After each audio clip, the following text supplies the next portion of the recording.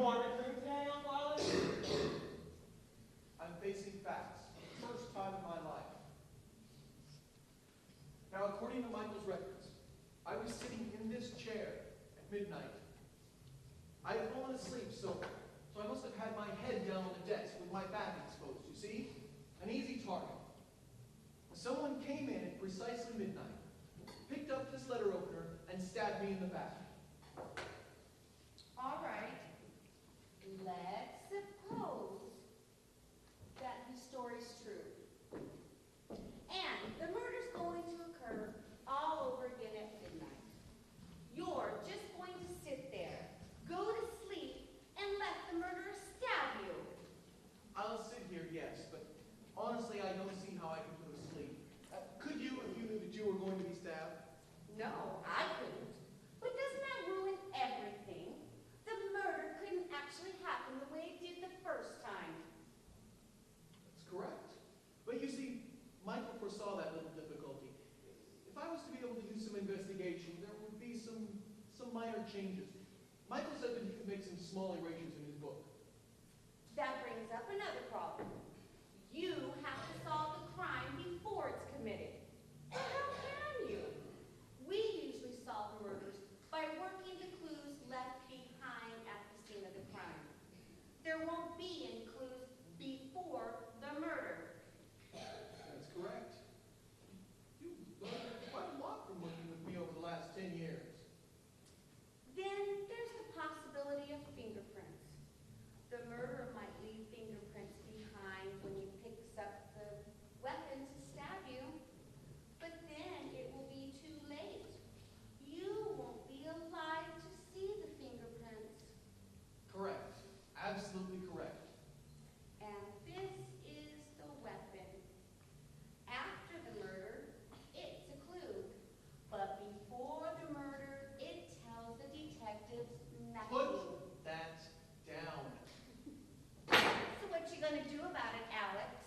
Somebody might solve your murder after you're dead. But doesn't that put you right back where you started from? You still won't know who did it. Maybe he's expecting somebody to confess. What is there to confess to? Nobody's done anything yet. Say, this is a problem. And the trouble is, there's not much time. Well, you are anxious, aren't you, my pet? Now, let me get this straight. Arlington has to be murdered at midnight tonight because it's already happened and it's down in some book or other. Now, that's a great idea and it's fine by me. And everybody else here agrees with me. But one of us actually has nerve enough to do it. I say we let the murderer get to work. Now, just a minute. Now, Arlington, if you're a man of honor and integrity, you've got to keep your word to that archangel.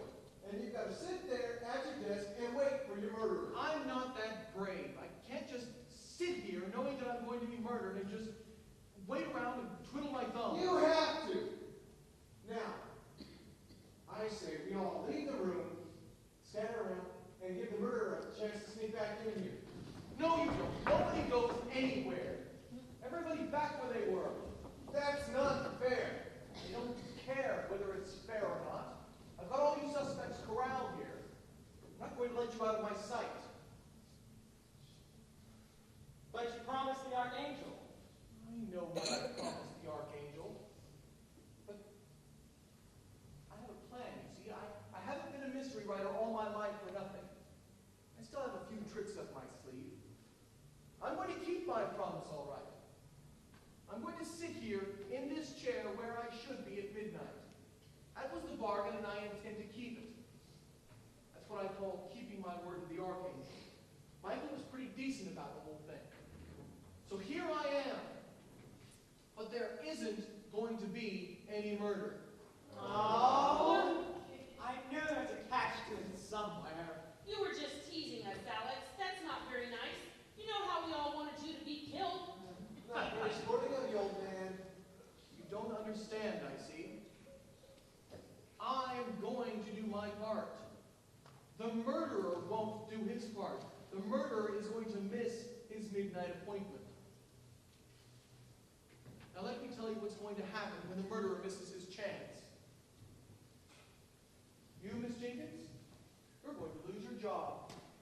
I'm going on without your help to new triumphs. In fact, my next book will concern this case right here. Andrew, you're going to be disinherited tomorrow. Those gamblers will come to take you for a ride. That'll be good enough for you. Vivian, you'll also be disinherited tomorrow. And you, Mr. Brewster, can have her. Of course, you'll have to support her without any help from me. That won't be easy.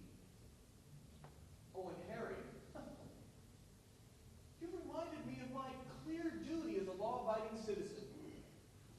I might never have gotten the idea myself, but tomorrow I'm going with the police to tell them all about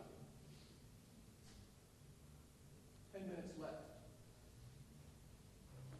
So, you're going to keep that gun on us, is that it, Mr. Arlington? But who's going to be able to grab the knife and stab you while you've got the gun? Get back over there, Harry. Get back, I say. You ain't playing this game fair, Mr. Arlington. You're not keeping your word to the Archangel. Get back, Harry. I wouldn't mind the police shooting you. You are a wanted criminal. I'd probably get a reward. So get back. All the way.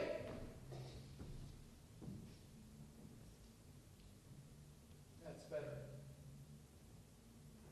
Now, I shall not use the gun as long as you are all content to stay in this room. You are free to murder me, however, if you have the nerve. I won't use the gun to stop you from doing that. It's what I call keeping my word to the Archangel. You promise you're not going to use that gun to stop the murderer from stabbing you? I promise. I don't need a gun, you see. I have a superior mind. I have a plan. Are you going to tell us what your plan is? Why not? After all, here I am in the appointed place. I've seen to it that all of the suspects, all of the potential murderers are here. How could I possibly need more fare? But there's a catch to it somewhere. Of course there's a catch. You see, I've had this little plan of mine swimming around in my mind all day. But I had to have the cooperation of all of you in order for it to work. And you all cooperated without even realizing it. I had to have you all together, you see. Andrew and Harry hung around, and Miss Jenkins delayed about going.